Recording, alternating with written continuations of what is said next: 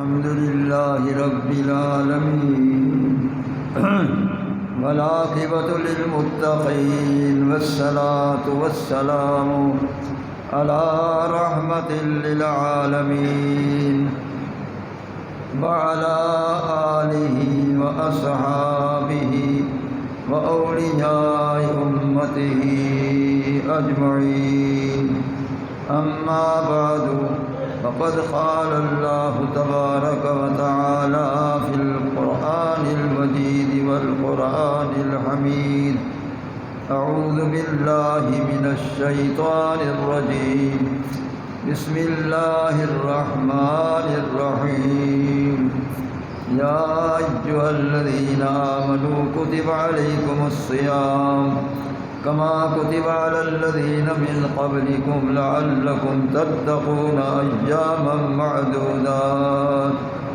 صدق الله مولانا العظيم وبلغنا رسوله النبي الكريم الحبيب الأمين، ونحن على ذلك لمن الشاهدين والشاكرين، والحمد لله رب العالمين. درود السلام. الصلاة والسلام عليك يا رسول الله، الصلاة والسلام عليك يا حبيب الله، وعلى آلك وصحابك يا سيدي يا رسول الله، واغثني وادركني يا سيدي يا حبيب الله. محترم حضرات گرامی،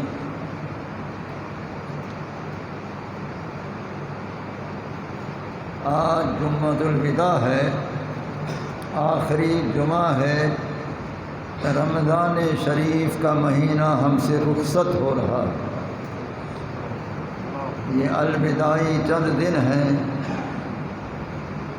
تو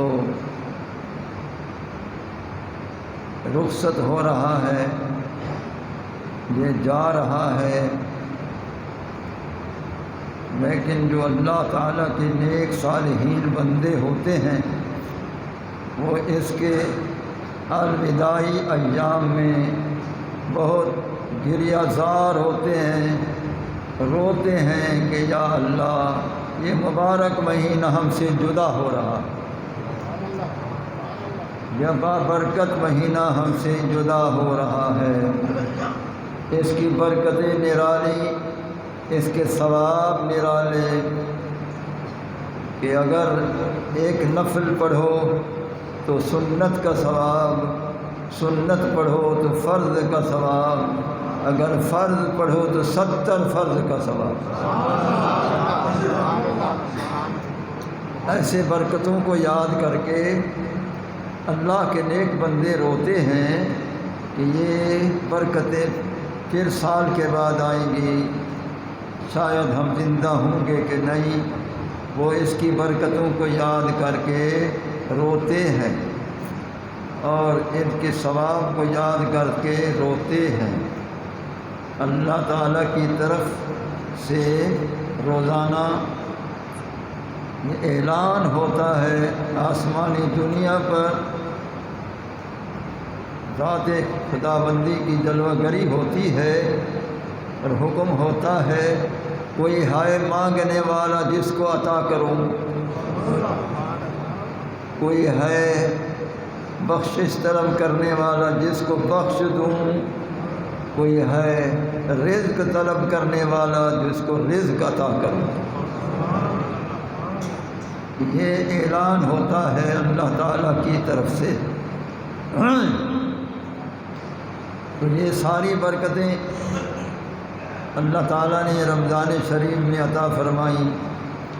بعد میں بھی اللہ کا یہی کرم ہوتا رہتا ہے.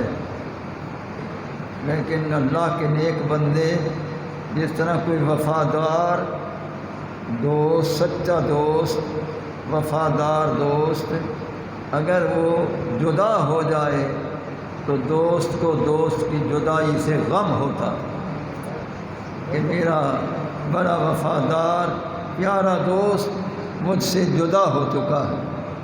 یہ دنیا کے دوست کہ اگر جدائی میں اتنا صدمہ ہوتا ہے تو اللہ کے نیک بندوں کو اس رمضان شریف کی جدائی میں کہیں بہت زیادہ صدمہ ہوتا ہے۔ وہ یاد کرتے رہتے ہیں کہ یہ پاکیزہ دن پھر کب آئیں گے، زندہ ہوں گے ہم یا نہیں، یہ برکتیں، یہ رحمتیں پھر کب نصیب ہوں گی، ہم زندہ ہوں گے کہ یا نہیں۔ تو وہ شب و روز اس کو یاد کر کے جو یہ جاتا ہے دن قلیل ہوتے جاتے ہیں، اس کے وقت جانے کا وقت قریب ہوتا جاتا ہے، اللہ تعالیٰ کے بندے گریہ زار ہوتے ہیں، روتے ہیں کہ اے اللہ یہ برکتوں والا مہینہ جا رہا ہے، تو اے اللہ اس کو ہم سے راضی کر دے کہ تیری بارگاہ میں سفارش کرے، ہماری شکایت نہ کرے۔ یہ قیامت کے دن سفارش کرے، یا اللہ میں مہمان بن کے گیا تھا، انہوں نے بڑی عزت کی، بڑا احترام کیا، پورے روزے بھی رکھے ہیں اور پوری پابندی سے روزے رکھے ہیں، تمام اعضاء کو روزہ تھا اور بڑے محبت سے تیری رضا کی خاطر انہوں نے روزے رکھے ہیں۔ اے اللہ میں گواہی دیتا ہوں یہ روزہ دار تھے، اللہ اس کی سفارش کو قبول کر کے روزے داروں کو بخش دے گا۔ اس لیے اللہ کے نیک بندے یہی چاہتے ہیں کہ یہ رمضان شریف جا تو رہا ہے لیکن ہم سے راضی ہو کر جائے، اور کوئی کمی کوتاہی ہو گئی ہو تو اللہ تعالیٰ معافی عطا فرمائے۔ تو یہ بہت بابرکت مہینہ، خاص کر اب یہ آخری عشرہ ہے، اعتکاف والے حضرات وہ بھی کئی دنوں سے اعتکاف میں ہیں، اور یہ آخری عشرہ اتنا اللہ کے کرم کا یہ عشرہ ہے کہ سرکار نے فرمایا آخرہ عتق من النار، فرمایا یہ آخری عشرہ جو ہے یہ دوزخ سے آزادگی کا عشرہ ہے۔ اللہ تعالیٰ اپنے کرم سے کروڑہا لوگوں کو جہنم سے آزاد کر دیتا اسی آخری عشرہ میں۔ کروڑوں لوگ جو ہماری تعداد سے باہر ہیں، اللہ کے علم میں ہیں، اللہ تعالیٰ ان کو دوزخ سے آزاد کر دیتا ہے۔ اگرچہ دوزخ واجب تھی لیکن کرم خدا جو ہوا تو دوزخ سے آزاد کر دیتا ہے ان آخری ایام کے اندر، ان آخری 10 دن کے اندر۔ خدا جانے روزانہ کتنی آزاد ہوتے ہیں دوزخ سے، کتنی آزاد ہوتے ہیں دوزخ سے۔ یہ 10 دنوں میں یہی دوزخ سے آزادگی کا سلسلہ جاری رہتا ہے۔ اب سوال پیدا ہوتا ہے کہ اتنی کروڑوں کی بخشش کر دیتا ہے، دوزخ سے آزاد کر دیتا ہے، تو کیا انہوں نے کوئی نیکیاں کی ہیں؟ نہیں۔ کیا انہوں نے کہ اپنے توبہ طائب ہوئے ہیں؟ نہیں۔ اللہ نے اپنے کرم سے ایسے کروڑوں لوگوں کو دوزخ سے آزاد کر دیتا ہے فقط ایک بنا پر، فقط ایک بنا پر۔ وہ اس بندوں کی گناہوں کو نہیں دیکھتا۔ ان اللہ لا ينظر الى صورکم ولا الى اعمالکم ولکن ينظر الى قلوبکم ونیاتکم۔ اللہ تمہاری شکلوں کو نہیں دیکھتا کہ کیسی ہیں،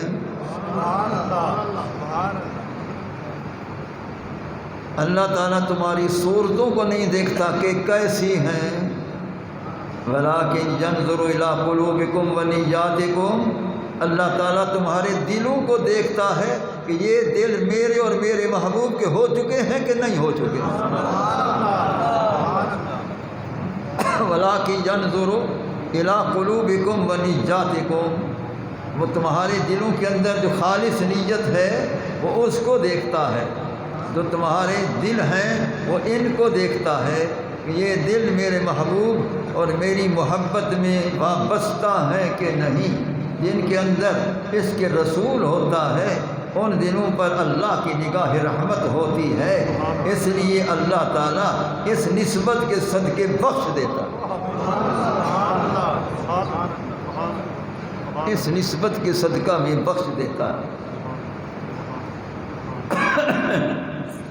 تو یہ شکلوں پر منحصر نہیں، کیونکہ حسین ہو، جمیل ہو اور بہت ہی بزرگ ہو، بزرگ شکل ہو، حسین صورت ہو، اس پر نہیں ہے۔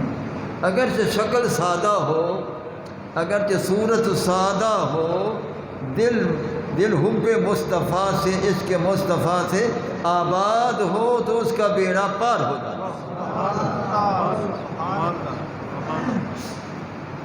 تو اس لیے شکل و صورت کو خدا نہیں دیکھتا۔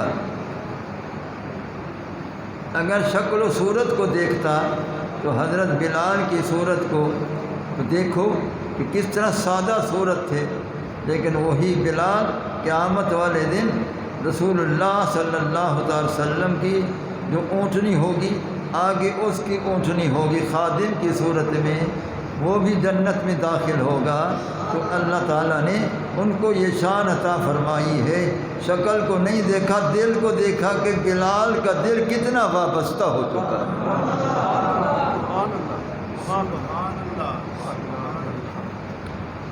اور اتنا بلال رضی اللہ تعالیٰ نے وابستہ تھے کہ جب اذان دیتے تھے تو سامنے رسول اللہ صلی اللہ علیہ وسلم جلوہ گر ہوتے تھے، تو جب وہ کہتے اشہد ان محمد رسول اللہ تو اشارہ کر کے سرکار کی طرف پیارے گواہی دیتا ہوں کہ تو ہی اللہ کا رسول ہے۔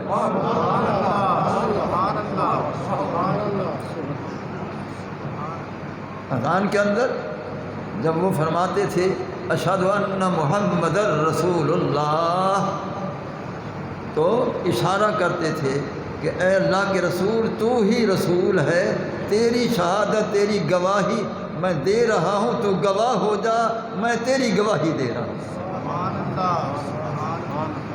اور ہر اذان رسول اللہ صلی اللہ علیہ وسلم کے چمکتے ہوئے سورج سے زیادہ، چاند سے زیادہ سورت پاک کو دیکھ دیکھ کر وہ اذان دیتے تھے۔ ان کی اذان چہرہ رسول کے تکنے کی بنا پر ہوتی تھی، چہرہ رسول کو تکتے رہتے تھے اور اذان بھی دیتے رہتے تھے۔ میں کہتا ہوں کروڑوں اذانیں ایک طرف، حضرت بلال کی اذان ایک طرف، کروڑوں مؤذن ایک طرف، حضرت بلال جیسا مؤذن ایک طرف، ان کا مقابلہ ہی نہیں ہو سکتا ہے جو رسول اللہ صلی اللہ علیہ وسلم کو دیکھ دیکھ کر اذان دیتے تھے۔ تسکین قلب ہوتی تھی، سرکار کے وضحا کا چہرہ سامنے ہوتا تھا اور وہ اذان ہوتی تھی، یا سننے والوں کو علم کہ کیسی اذان تھی، یا اذان دینے والے کو علم کہ وہ کیسی اذان دیتا تھا۔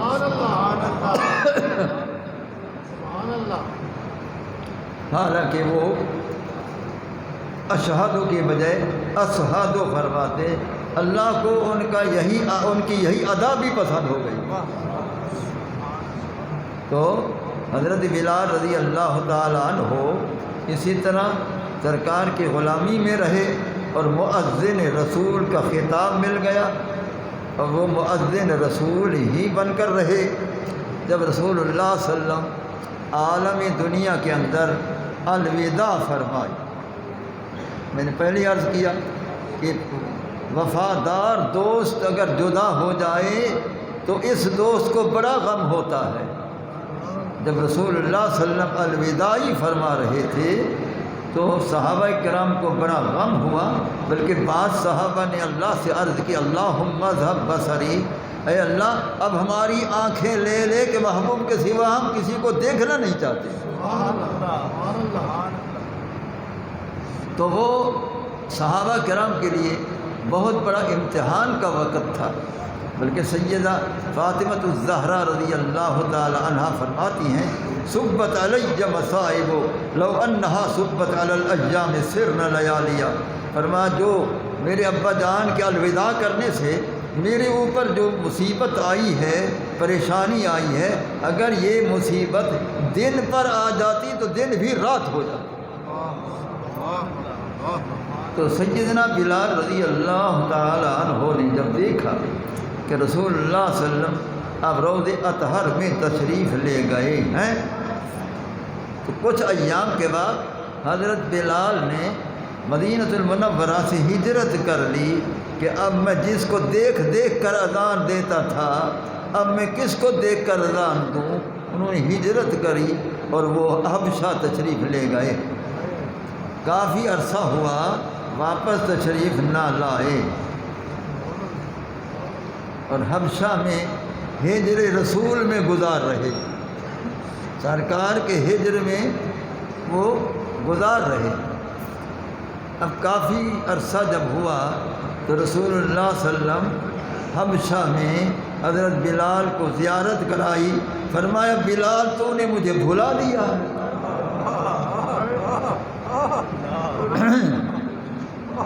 بلال بتاؤ تو نے مجھے بھلا دیا، اتنا عرصہ ہو گیا ہے تو واپس نہیں آیا۔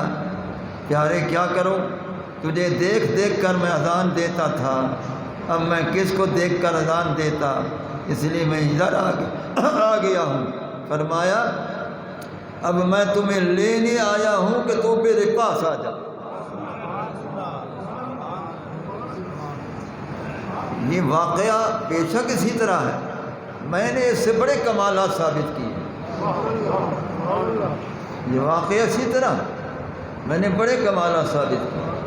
نمبر ایک کہ وہ حبشہ میں ہیں، رسول اللہ صلی اللہ علیہ وسلم روض اطہر میں ہیں، تو روض اطہر میں رہنے والے کو علم ہے کہ اس وقت بلال کہاں ہے۔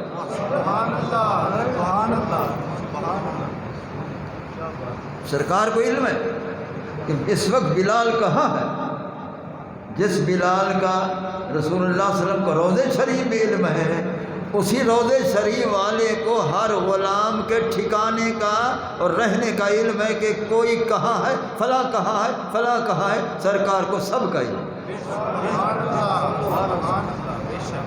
اور میرا ایمان ہے اس وقت اس میں مسجد نور الحرم میں بیان کر رہا ہوں، آپ بھی یہاں سن رہے ہیں، میرا ایمان ہے کہ رسول اللہ صلی اللہ علیہ وسلم کو علم ہے، میرا فلاں غلام آ کر اس طرح میرا شان بیان کر رہا ہے اور فلاں فلاں غلام سن کر خوش ہو رہے ہیں، سرکار روضے میں خوشی منا رہے ہیں۔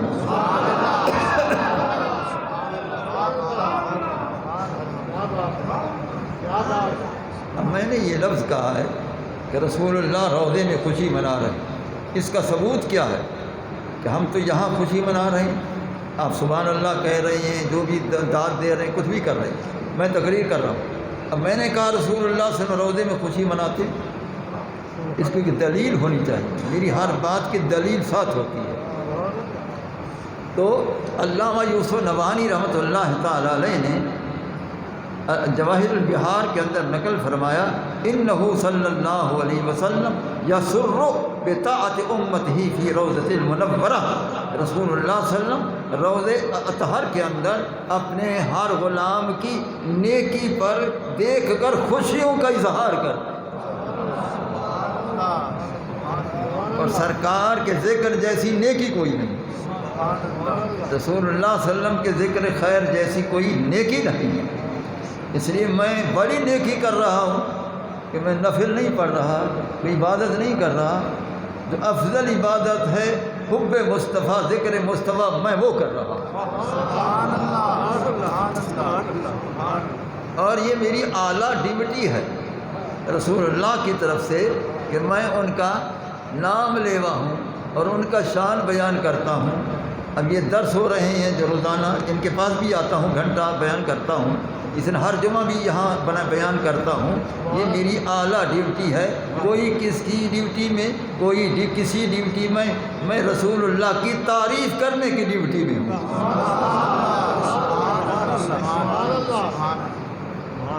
رسول اللہ صلی اللہ علیہ وسلم کی تعریف کرنے کی ڈیوٹی میں ہوں۔ اور پھر دوسری میری ڈیوٹی یہ ہے کہ جو رسول اللہ صلی اللہ علیہ وسلم پر کسی قسم کا اعتراض کریں علم کے بارے میں، نور کے بارے میں، کسی آپ کے شان کے بارے میں، میرا فریضہ ہے کہ دلائل سے اس کو جواب دے کر اس کا منہ بند کروں کہ تیرا اعتراض غلط ہے، سرکار سے برادر بنا۔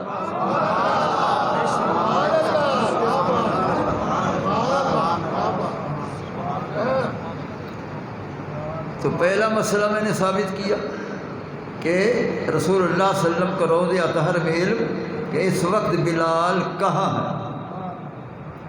نمبر 2، میں نے یہ ثابت کیا کہ وہ حبشہ میں تھے، اور حبشہ میں جہاں تھے سرکار وہیں تشریف فرما ہو گئے۔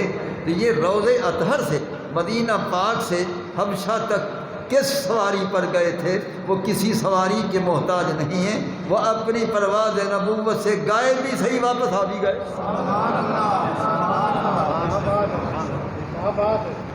وہ اپنی پرواز نبوت سے تشریف لے بھی گئے اور واپس بھی آ گئے۔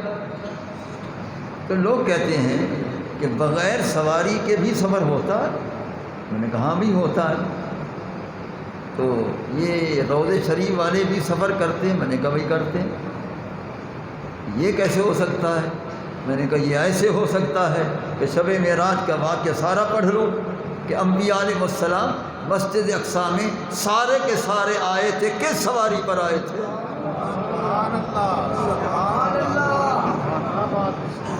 وہ اپنی مزارات کو چھوڑ کر وہ مسجد اقصیٰ میں آ گئے۔ ارے جس سواری کے بغیر وہ پرواز نبوت سے آ گئے، اسی پرواز نبوت سے میرا محبوب حبشہ میں تشریف بھی لے گیا، روض اطہر میں بھی واپس آ گیا۔ یہی تو آپ کی شان ہے۔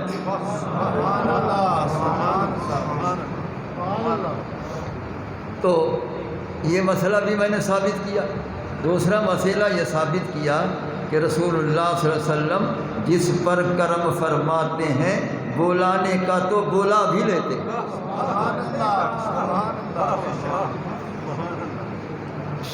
خدا کرے ہمارا بلاوا بھی ہو جائے، آپ سب کا بھی بلاوا ہو جائے۔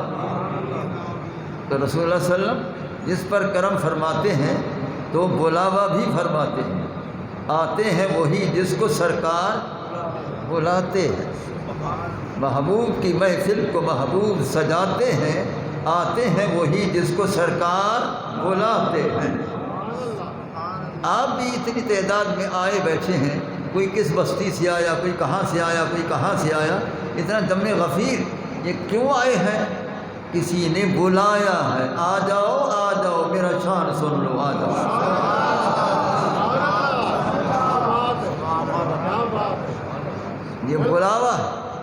یہ بلاوا ہوا ہے۔ تو آپ اپنے بستیوں سے، اپنے مسکن سے آپ چلے ہیں، جس سواری پر بھی آئے ہیں آپ یہاں آئے بیٹھے ہیں، خود نہیں آئے، بلانے والے نے بلا لیا ہے۔ تو حضرت بلال رضی اللہ تعالی عنہ کو سرکار نے بلایا،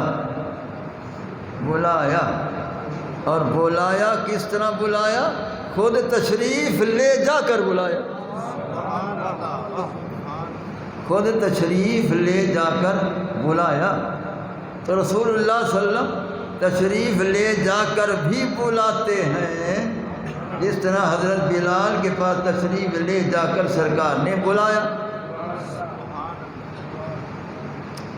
اور اسی طرح صحابہ کرام میں سے جتنی صحابہ کرام مشرف بہ اسلام ہوئے تھے، تو سیدنا صدیق اکبر رضی اللہ تعالی عنہ کے متعلق آتا ہے کہ وہ فرماتے ہیں کہ میں ملک شام میں تھا تجارت کے لیے، کیونکہ آپ سید التجار تھے، تاجروں کے سردار تھے۔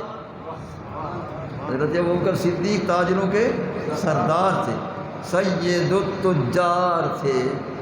تو وہ تاجر تجارت کے سلسلے میں تشریف لے گئے ملک شام میں۔ فرماتے میں رات کو سویا تو میں نے دیکھا آسمان سے چاند اور سورج اتر رہے ہیں، اترے ہیں، میری جھولی میں آئے ہیں، میں نے ان کو جھولی کو سینے سے لگایا۔ صبح کاہن کے پاس گیا کہ اس طرح میں نے خواب دیکھا ہے کہ یہ یہ آنے والا کون ہے؟ یہ چاند سورج سے مراد کون ہے؟ اس نے خبر دی ہے کہ آنے والا مکے میں دعوی نبوت کر رہا ہے، وہی تمہیں بلانے آیا ہے، وہی تمہیں بلانے آیا ہے، تو جاؤ مکہ المکرمہ۔ تو حضرت صدیق اکبر رضی اللہ تعالی عنہ وہاں ملک شام سے سفر شروع فرمایا اور مدینہ اپنا مکہ المکرمہ پہنچے۔ رسول اللہ صلی اللہ علیہ وسلم تشریف فرما ہیں، تو انہوں نے آتے ہی عرض کیا کہ مد دلیل علی النبوت یا رسول اللہ، جارے میں نے سنا ہے آپ نے نبوت کا اعلان فرمایا، نبوت کا دعویٰ فرمایا، ہر دعوے کی دلیل ہوتی ہے، مجھے اپنی نبوت کی دلیل تو عطا فرمائیں، اپنی نبوت کی دلیل عطا فرمائیں۔ سرکار نے فرمایا ابو بکر سب تو دلیلیں پوچھے، تو بھی پوچھ رہا ہے، اچھا اب سن لے، ما رأیت بالشام، ملک شام میں آج رات جو کو دیکھا وہی تو میں تھا۔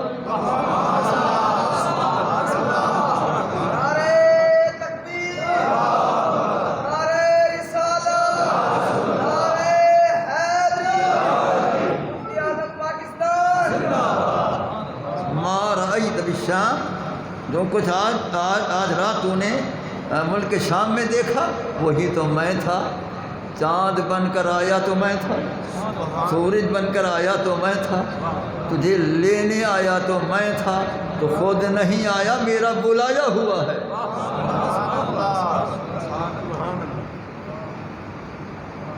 معلوم ہوا انہوں نے جب یہ سنا وہ کلمہ شہادت پڑھا، لا الہ، کلمہ طیب لا الہ الا اللہ محمد الرسول اللہ، وہ دائرہ اسلام میں داخل ہو گئے اور برگزیدہ ہو گئے۔ رسول اللہ صلی اللہ علیہ وسلم کے بڑے ہی محب اول صحابہ میں حضرت صدیق اکبر رضی اللہ عنہ، تو یہ بھی بلائے گئے ملک شام سے، اور وہ بلال، حضرت بلال بلائے گئے حبشہ سے، لانے والا وہی ایک ہے۔ اگر دنیا کی حیات میں بلائے تو مالک ہے، روض اطہر میں تشریف لے جائے پھر بلائے تو مالک ہے، روض اطہر میں تشریف لے جائیں پھر بلائیں تو پھر بھی مالک ہے۔ جب حضرت بلال رضی اللہ تعالیٰ عنہ عرض کی پیارے میں حاضر ہوتا ہوں، تو وہ ملک شام سے سفر کیا، کس کا؟ مدینہ المنورہ کی طرف، مدینہ منورہ کی طرف۔ لوگ کہتے ہیں کہ مسجد نبوی، حرم پاک، مسجد اقصی، ان تین مسجدوں کے علاوہ سفر نہ کیا جائے، لا تشد الرحال الا الی ثلاثۃ مساجد، تین مسجدوں کی طرف سفر، باقی نہیں۔ ان سے پوچھو کہ مسجد نبوی تو رسول اللہ صلی اللہ علیہ وسلم کی ہے، اگر مسجد کی طرف سفر جائز ہے تو مسجد والے کی طرف کیوں نہ جائز؟ اگر یہ ناجائز ہوتا تو حضرت بلال رسول اللہ کے لیے کیوں سفر پر گئے؟ وہ مسجد نبوی کے لیے نہیں آئے، وہ رسول اللہ کے لیے آئے، وہاں انہوں نے سفر سرکار کی زیارت کے لیے کیا۔ مسجد نبوی طفیلی ہے، وہ ایک سبب ہے، لیکن اصل رسول اللہ صلی اللہ علیہ وسلم کی زیارت کے لیے آئے۔ معلوم ہوا کہ رسول اللہ کی خاطر زیارت کا سفر کرنا بالکل جائز ہے، بالکل جائز ہے، ایسا ہے کہ نہیں؟ ان کے طفیل حج بھی خدا نے کرا دیے، اصل الاصول حاضری اس پاک در کی، ان کے طفیل حج بھی خدا نے کرا دیے، اصل الاصول حاضری اس پاک در کی۔ اعلیٰ حضرت نے تو فرمایا کہ ان کے طفیل حج بھی خدا نے کرا دی۔ ہم جب عمرے پر جاتے ہیں تو مکہ نہیں جاتے ہیں، سیدھا یہاں سے مدینہ پاک جاتے ہیں۔ پیارے پہلے تیری بارگاہ میں حاضری، تیرے صدقے میں عمرہ کرا دے مالک ہے، بیت اللہ دکھا دے مالک ہے، ہم تو تیری بارگاہ میں۔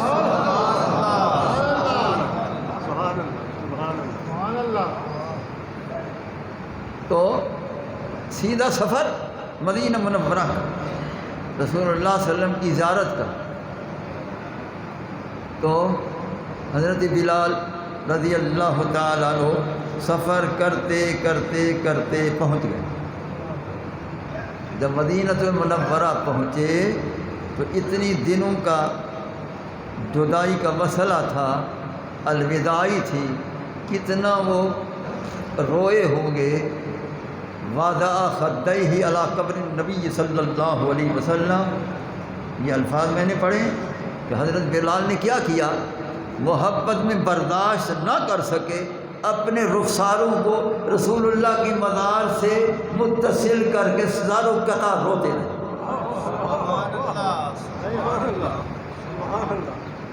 اپنے رخسار کو رسول اللہ علیہ وسلم کی مزار شریف پر رکھ کر وہ روتے رہے کہ پیارے تیری وجہ سے میں ہجرت کر گیا تھا کہ تو مجھے نظر نہ آیا، میں ہجرت کر چکا ہوں اور اتنی ایام میں گزار کر آیا ہوں۔ وہ رو رہے ہیں، وہ رو رہے ہیں۔ وَضَعَ خَدَّيْهِ عَلَى قَبْرِ النَّبِيِّ صلی اللہ علیہ وسلم، سرکار کے مزار انوار پر اپنے رخسار کو رکھ کر رو رہے تھے۔ یہ واقعہ جب میں نے اسی طرح پڑھا ہے تو میں نے اس سے ثابت کیا ہے کہ اگر رسول اللہ صلی اللہ علیہ وسلم کی مزار شریف ظاہر ہو تو اگر یہ رخسار رکھ کے روتے رہو تو یہ سنت بلالی ہے، اور وہ محبت سے رو رہے تھے، محبت سے رخسار رکھ رہے تھے۔ اسی طرح اگر کسی ولی کامل، شیخ مرشد کامل کی مزار شریف کو بوسہ دو اور اپنے رخسار رکھ کر روتے رہو تو یہ بھی جائز ہے، وہ بھی جائز ہے، یہ بھی جائز ہے، وہ بھی محبت، یہ بھی محبت، وہ بھی عقیدت، یہ بھی عقیدت ہے۔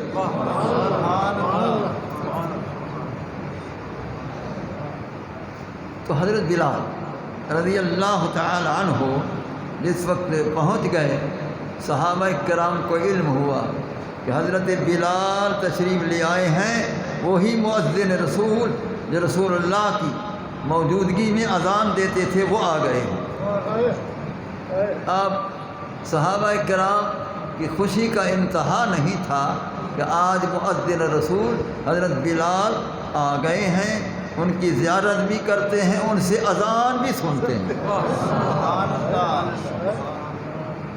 صحابہ کرام جمع ہو گئے، حضرت بلال سے گزارش کی کہ آپ وہی اذان سنائیں جو رسول اللہ کی موجودگی میں اذان سناتے تھے۔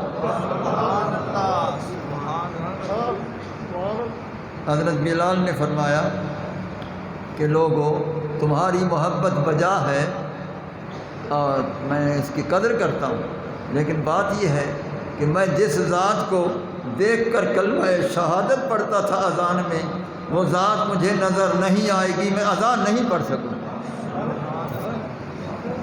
تو لہذا میں کیسے اذان دوں؟ میں تو سرکار کو دیکھ دیکھ کر اذان دیتا تھا۔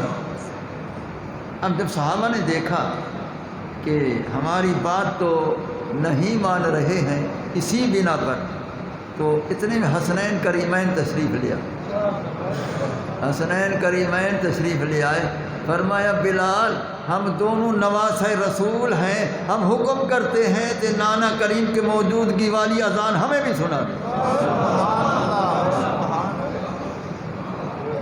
تو ان کے حکم کی بنا پر انہوں نے اذان شروع کی اور وہ اذان دیتے آئے، اللہ اکبر اللہ اکبر اللہ اکبر اللہ اکبر، اشہد ان لا الہ الا اللہ اشہد ان لا الہ الا اللہ۔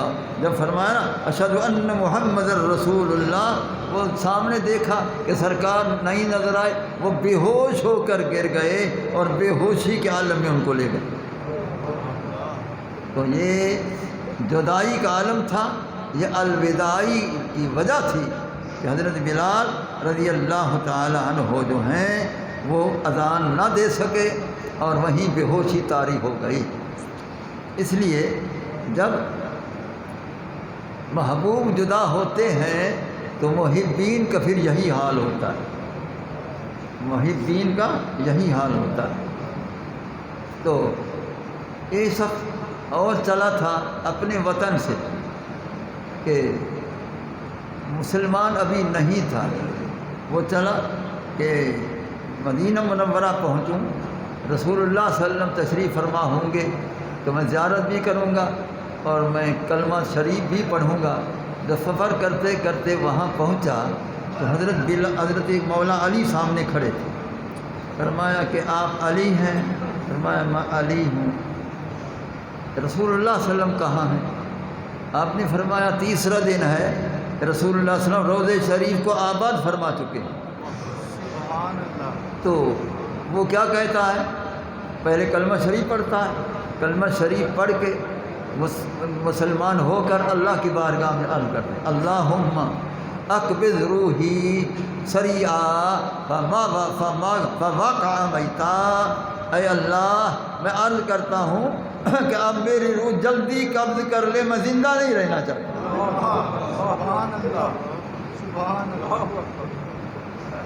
اے اللہ میری روح جلدی قبض کر لے، میں زندہ نہیں رہ سکتا. جس کی خاطر آیا وہ روضے شریف میں تشریف لے گئے. یا اللہ میری روح قبض کر لے، جلدی سریع، دیر بھی نہ کر، جلدی روح قبض کر لے کہ محبوب کے بغیر میں زندہ نہیں رہ سکتا. فواقع میتا، وہ کھڑا کھڑا گر گیا اور جاں بحق ہو گیا. دیکھا، فواقع میتا، وہ گر گیا اور وہ وصال کر چکا. تو ایسے لوگ بھی تھے کہ رسول اللہ صلی اللہ علیہ وسلم کے عشق میں جان بھی دے گئے، جان بحق ہو گئے، جان بھی دے گئے، جان بحق ہو گئے. کبھی جدائی میں عاشق کی جان چلی جاتی ہے اور کبھی کسی جلوے کو برداشت نہ کرنے کی بنا بھی جان چلی جاتی ہے. یہ بھی ہوتا ہے کہ کسی جلوے کو برداشت نہ کرنے کی بنا پر بھی جان چلی جاتی. میں دہلی میں تھا اور حضرت باقی باللہ رحمۃ اللہ علیہ کی مزار شریف پر میں حاضر تھا. میں سامنے کھڑا تھا. حضرت باقی باللہ رحمۃ اللہ تعالیٰ علیہ سلسلہ عالیہ نقشبندیہ کے پیران پیر ہیں. سلسلہ عالیہ نقشبندیہ کے وہ پیران پیر ہیں. میں وہاں کھڑا تھا، میں ایصال ثواب کر رہا تھا. ختم شریف پڑھ کے ان کی روح پاک کو میں ایصال ثواب کر رہا تھا. اور ایصال ثواب کر کے میں نے عرض کی حضور کیا آپ کا مقام ہے اور کیا وہ وقت ہوگا جو آپ نے اس قدر کرم فرمایا اور آگے برداشت کرنے والے نے برداشت نہ کیا. وہ کیا تھا؟ وہ یہ تھا کہ حضور باقی باللہ رحمۃ اللہ علیہ کی بارگاہ میں رات کے کچھ گزرے حصے میں چند مہمان آ گئے. لانگری کو بلایا کہ کوئی لنگر شریف ہو تو ان کو پیش کرو. اس نے کہا حضور اب تو آدھی رات ہو گئی، لنگر ختم. فرمایا کوئی اور کچا سامان؟ حضور تو ختم. اس وقت جو پیر ہوتے تھے وہ مہمانوں کا احساس کرتے تھے. آج سارا دن بیٹھے رہو، شام تک مجال پیر کہے کہ روٹی بھی کھانی ہے، مجال پیر کہے کہ روٹی کھانی ہے. وہ کہتے ہیں بھوکے آئے ہو بھوکے مر کر چلے جاؤ. یہ آج کے پیروں کا حال ہے. اور وہاں ایسا نہیں تھا. آپ کو بڑا احساس ہوا کہ اب یہ بھوکا سوئے گا، یہ کیا ہو گیا. تو آپ بڑے پریشان ہو گئے. وہ ایک ہمسایہ تھا آپ کا، اس کا علم ہوا، وہ گھر چلا گیا. جو کچھ گھر میں محاذر موجود تھا وہ ٹرے میں رکھ کر دسترخوان ڈھک کر وہ لے آئے. حضور یہ جو کچھ میرے پاس تھا یہ مہمان کو پیش کر. اب میں لانگری کو فرمایا بھی پیش کروں. اس نے پیش کیا. آپ بڑے راضی ہوئے اس شخص پر، بڑے خوش ہوئے. فرمایا تو نے مجھے راضی کیا ہے، آج میرا کرم جوش پر ہے، جو مانگنا ہے مانگ.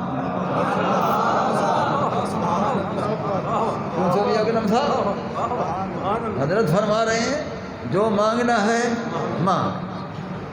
وہ عرض کرتا حضور مجھے کھلی چھٹی ہے، جو مانگو. فرما جو بھی مانگ مانگ، اللہ نے مجھے دینے والا بنایا تو مانگ تو صحیح میں دیتا ہوں.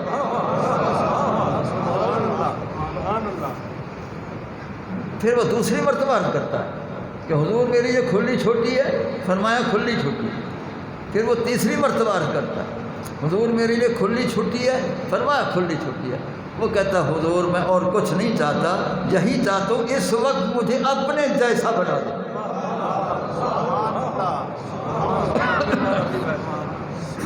کیا مانگ رہا ہے کہ حضور اس وقت مجھے اپنے جیسا ہم شکل بنا دو۔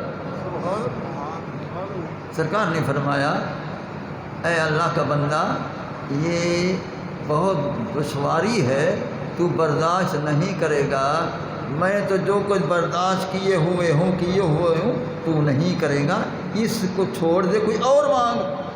کہیں نہیں ہو تو آپ نے فرمایا جو مانگ، میں یہی مانگتا ہوں، میں رہوں نہ رہوں بس مجھے اپنے جیسا بنا دے۔ سبحان اللہ، میں رہوں نہ رہوں مجھے اپنے جیسا بنا دے۔ تو حضرت نے دیکھا کہ یہ یہی مانگ رہا ہے، میں نے بھی وعدہ فرمایا ہے۔ آپ فرمایا اچھا بھائی بیٹھ سامنے۔ وہ بیٹھ گیا۔ اصطلاح تصوف میں ایک توجہ ہے جس کا نام ہے توجہ اتحادی، ایک ہی بنا دینا۔ آپ نے وہ تجلی جو ڈالی وہ گرا، بے ہوش ہو گیا، حضرت اس کی شکل ایک ہو گئی، اس کی اور حضرت کی شکل ایک ہو۔ ادھر دیکھو وہی ہے، ادھر دیکھو وہی ہے، ادھر دیکھو وہی ہے، ادھر دیکھو وہ ایک ہی شکل ہو گئے۔ فرق یہ تھا کہ آپ ہوش میں بیٹھے ہیں اور وہ شخص بے ہوش پڑا ہے، اس کو کوئی ہوش نہیں۔ آپ اوپر بیٹھ کر فرماتے ہاں بھائی اگر مجھ جیسا بننا چاہتا تھا تو برداشت تو کرتا، تو برداشت تو کرتا، میں نے تو منع کیا تھا کہ تو برداشت نہیں کرے گا، یہ کیا ہو گیا ہے، تو برداشت کرتا۔ آپ فرما رہے ہیں وہ بے ہوش، پہلے دن بے ہوش، دوسرے دن بے ہوش، تیسرے دن آخر وہ جاں بحق روح اس کی اللہ تعالیٰ نے لے لی، یعنی دنیا سے وہ گیا، دنیا سے وہ گیا۔ تو میں نے کہا ہے کہ کبھی اس طرح ہجر کی وجہ سے بھی پہنچ کر جان چلی جاتی ہے، کبھی برداشت نہ کرنے پر بھی جان چلی جاتی ہے، تو وہ جان بحق ہو گیا۔ میں کہتا ہوں وہ خوش نصیب ہے کہ جو اس راہ میں اپنی جان دے گیا، وہ خوش نصیب ہے اس راہ میں اپنی جان دے گیا۔ یہی معرض کر رہا تھا مزار شریف پر کہ حضرت آپ نے کتنا کرم فرمایا، لیکن وہ منع بھی فرمایا، وہ نہ رکا تو پھر وہ جاں بحق ہو گیا۔ میں عرض کر رہا تھا حضرت آپ کا بڑا شان ہے۔ تو اب اس سے یہ ثابت ہوا اگر ولی کامل چاہے تو وہ اپنے جیسا بھی بنا دیتا ہے، بنا سکتا ہے، اگرچہ اگلے میں برداشت نہ ہو، شکل ایک ہو سکتی ہے۔ اور ایک شکل ہو جانا یہ ایک مسئلہ۔ دوسرا مسئلہ یہ ہے کہ شکل پہلے کوئی اور ہو، حکم کے بعد اور بن جائے۔ سبحان اللہ۔ وہ کیسے؟ رسول اللہ صلی اللہ علیہ وسلم تشریف فرمائے، مسلم کے اندر یہ حدیث موجود ہے کہ سرکار نے دیکھا رآ رجلا مبیضا، سرکار نے ایک آتے ہوئے شخص کو دیکھا جو سفید کپڑوں میں ہے۔ سرکار نے فرمایا صحابہ یہ میرا ابو خیثمہ صحابی آ رہا۔ جب وہ چلتا چلتا قریب آیا، صحابہ فرماتے ہیں کہ یہ کون ہے، یہ اور ہے۔ جب بالکل نزدیک ہے سرکار نے فرمایا کن ابا خیثمہ تھا، اگر پہلے ابو خیثمہ نہیں تھا اب بن جا، اب بن جا۔ فکأنما ابا خیثمہ، صحابہ فرماتے ہم نے دیکھا وہ ابو خیثمہ بن چکا تھا۔ اسی وقت ابو خیثمہ سرکار نے بنا دیا۔ اسی طرح ایک اور وقت آیا، حضرت ابو ذر غفاری رضی اللہ تعالیٰ عنہ کے متعلق سرکار نے فرمایا یہ میرا ابو ذر آ رہا ہے۔ جب وہ قریب آئے صحابہ فرماتے ہیں یہ کون ہے؟ آپ نے فرمایا کون ابا ذر، اگر پہلے ابو ذر نہیں تھا میرے حکم سے بن جا۔ فکأنما ابا ذر، صحابہ فرماتے ہم نے دیکھا وہ ابو ذر ہو گیا۔ اگر اس طرح بنائیں تو بنا سکتے ہیں، اگر ہم شکل بنائیں تو بنا سکتے ہیں، بے ہوش رکھیں تو رکھ سکتے ہیں، باہوش رکھیں تو رکھ سکتے ہیں، باہوش رکھیں تو رکھ سکتے ہیں، ایک ہی شکل بنا کر ہوش میں رکھیں تو رکھ سکتے ہیں۔ ایک شیخ ہیں ہمارے اس خانپور سے میرے خیال تقریباً کوئی 30-35 کلومیٹر ہوگا. اللہ کی قسم ہے انہوں نے اسی طرح کیا تھا، انہوں نے اسی طرح کیا تھا. تو حضور قاضی الحاجات سرکار کوٹ مٹھن شریف جد اعلیٰ پرہیزگان حضرات کے، انہوں نے حضرت مولانا سلطان محمود خان بیل والی سرکار کو بلایا. یہ حضرت کے مرید تھے. فرمایا یہ میری امانت تمہیں منتقل کر رہا ہوں، تو اگر ہمارے صاحبزادگان میں سے کوئی آئے تو واپس کر دینا. اور ان کو بٹھایا اور بٹھا کر آپ نے توجہ اتحادی ڈالی تو وہ مولانا سلطان محمود صاحب حضرت کی ہم شکل ہو گئے، لیکن ہوش میں رہے، لیکن ہوش میں رہے. پھر چلتا رہا، وقت چلتا رہا. پھر حضرت مولانا سلطان محمود صاحب خان بلی والی سرکار کا وقت آیا. آپ نے اپنے مرید خاص مولانا گل محمد احمد پوری کو بلایا. میں وہاں بھی گیا تھا اس زیارت کے لیے. وہ تشریف لائے. فرمایا کہ یہ میرے پاس امانت ہے، میں تیرے پاس منتقل کرتا ہوں، حضرات کی اولاد میں واپس کرنا. اور پھر ان کو بھی بٹھا کر توجہ اتحادی ڈالی، ان کو بھی اپنا ہم شکل بنایا، وہ بھی ہوش میں رہے. اگر یہ ہوش میں رکھیں تو مالک ہیں، وہ بے ہوش کر دیں تو مالک ہیں. یہ ان کے اختیار میں ہوتا ہے، یہ ان کے اختیار میں ہے. اور پھر رومی فرماتے ہیں شراب عشق میں نوشم بگرد یار میں گردم سخن مستان میں گویم بلے ہوشیار میں گردم. کہتا ہے میں شراب عشق پی کر مست بھی ہوں، مست باتیں بھی کر رہا ہوں، لیکن میں بے ہوش نہیں ہوں، میں ہوش میں ہوں. اس لیے بہوش رکھیں تو مالک ہیں، بے ہوش کر دیں تو مالک ہیں. تو حضرت بلال رضی اللہ تعالیٰ عنہ ہوش میں رہے، ہوش میں رہے، لیکن اس وقت بے ہوش ہو گئے جب رسول اللہ صلی اللہ علیہ وسلم سامنے نظر نہیں آئے. تو وہ اس ہجر کی وجہ سے وہ بے ہوش ہو گئے. یوں بھی ہوتا ہے. اور بعض عاشق وہ ہوش میں بھی رہتے ہیں، بعض بے ہوش ہوتے ہیں. یہ ان کی مرضی پر ہے.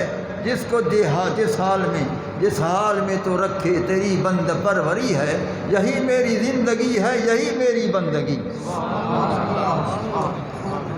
جس حال میں تو رکھے تیری بند پروری ہے، جس حال میں تو رکھے، جس حال میں تو رکھے تیری بند پروری ہے، یہی میری زندگی ہے، یہی میری بندگی ہے. تو اس لیے ان حضرات کے کمالات مسلم، کوئی شک نہیں ہے. بہت کمالات، بڑے کمالات والے ہم نے سنے ہیں. حضرت سید پیر غلام حیدر شاہ صاحب ملتان والے بڑے باکمال تھے، بڑی کرامات حضرت کی ظہور پذیر ہوتی تھیں. حضرت کے دور میں بہت صاحب کمال تھے حضرت سید پیر غلام حیدر شاہ صاحب ملتان والے. وہ سربند کے ہاں وہاں ان کی مزار میں حاضری دیا آیا ہوں وہاں. تو ان کے بڑے بھائی تھے سید محمد اکبر شاہ صاحب رحمۃ اللہ علیہ، وہ بھی صاحب کمال تھے. لیکن پیر غلام حیدر شاہ صاحب رحمۃ اللہ علیہ کے بڑے کمالات نمودار ہوتے تھے. تو یہ حضرات صاحب کرامات تھے. تو اس بنا پر اب یہ رمضان شریف جو ہے بڑی عزت والا، بڑی شان والا ہم سے جدا ہو رہا ہے، جا رہا ہے. تو دعا کیا کرو کہ یہ ہم سے جا رہا ہے تو راضی ہو کر جائے، اللہ تعالیٰ کے حضور میں سفارش کرے، راضی ہو جائے، راضی ہو کر جائے. تو یہ بھی دعا کرو. اور اس بخشش کا یہ عشرہ ہے، یہ بھی دعا کرو یا اللہ جس طرح باقیوں کی بخشش تو کر رہا ہے ہماری بھی بخشش کر، یا اللہ ہماری بھی بخشش کر، ہمیں بھی جہنم سے آزاد کر، ہمیں بھی جہنم سے آزاد کر، ہمیں بھی جہنم سے آزاد کر. رسول اللہ صلی اللہ علیہ وسلم نے ایک نسخہ بتایا ہے کہ جہنم حرام ہو جاتی ہے، جنت واجب ہو جاتی ہے. یہ سمجھ آیا؟ سرکار نے ایک نسخہ بتایا، اس سے جہنم حرام ہو جاتی ہے اس بندے پر، جنت واجب ہو جاتی ہے. اور وہ کس کے لیے؟ حافظ قرآن. اب یہ تلاوت ہو رہی ہے نا ان راتوں کے اندر، یہ ختم شریف پڑھے جا رہے ہیں، کوئی ختم ہو گئے، کوئی ہو رہے ہیں، کوئی کل رات بھی ہوں گے 27 کے رات میں، یہاں بھی کل رات ہوگا. ضرور تشریف لائیں، انشاءاللہ میری زندگی تو میں بھی بیان کروں گا. تو قصہ مختصر، تو اسی طرح پھر وہ سرکار نے فرمایا من قرأ القرآن فأحل حلالہ وحرم حرامہ حرم اللہ لحمہ ودمہ علی النار او کما قال النبی صلی اللہ علیہ وسلم۔ کیا فرمایا؟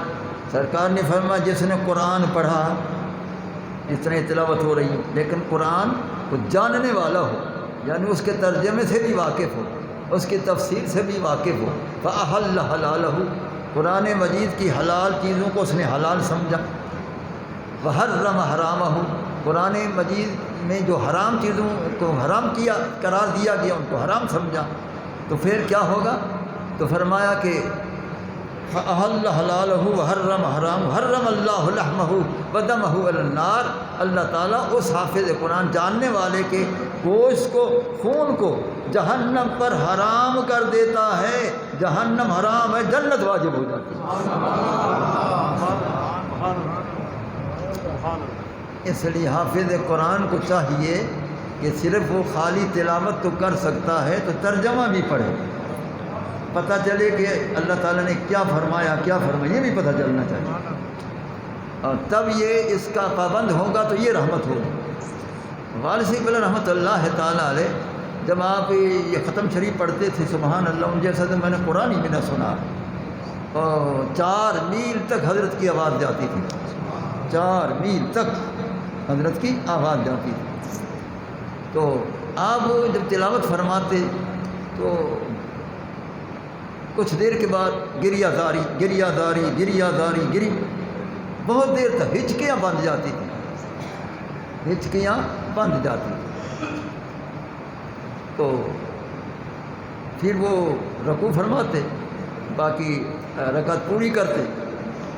تو جب یہ تراویح ختم ہو گئی ایک رات، تو گھر ہم آئے تو میں نے عرض کیا حضور آپ نے یہ تلاوت فرمائی ہے، اتنا دیر گریہ زار رہے ہیں تو ہچکیاں بھی آپ کو آ گئیں، تو کافی دیر ہو گئی، کہ رکوع کو دیر ہو گئی تو تاخیر رکن ہو گئی، تو آپ نے پھر سجدہ سہو نہیں کیا ہے، اس کی کیا وجہ ہے؟ میں نے ایک شریعت کا مسئلہ پوچھا، ایسا بہترین جواب فرمایا، فرمایا بیٹا اتنی کتابیں پڑھ چکے ہو، یہ تمہیں پتہ نہیں ہے؟ یہ مسئلہ اس کے لیے ہے جو آمدن دیر کرے۔ فرمایا میرا اللہ جانتا ہے، جب میں عشق رسول میں جس وقت گریہ زار ہوتا ہوں مجھے کوئی پتہ نہیں ہے کیا وقت گزر چکا ہے، تو جو معذور ہو عشق میں اس کے لیے فتویٰ نہیں ہے۔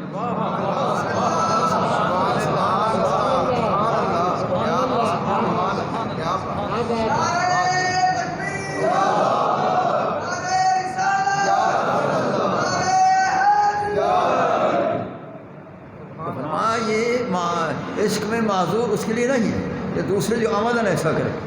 میں نے کہا حضرت پھر آپ کیوں روتے؟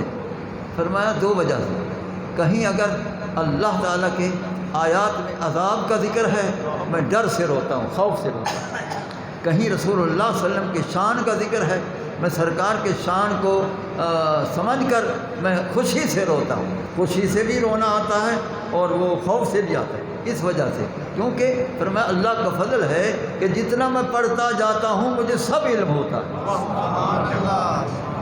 کہ اب اللہ نے کیا فرمایا، اب اللہ نے کیا فرمایا، اب اللہ نے کیا فرمایا۔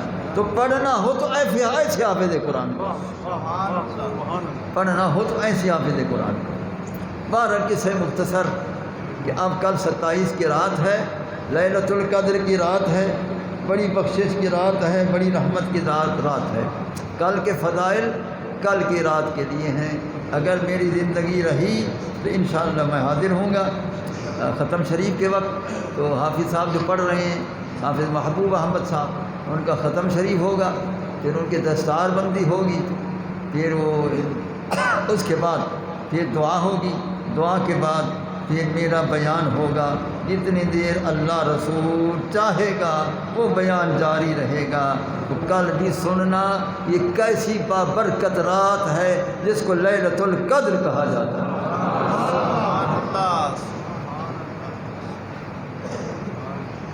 اور میں بتاؤں گا کہ لیلۃ القدر کی رات سارے فرشتے مصافحہ کرتے ہیں، امت مسلمہ کو تو وہ کیوں کرتے ہیں؟ ہمارا کون سا ایسا منہ ہے کہ فرشتے ہم سے مصافحہ کریں؟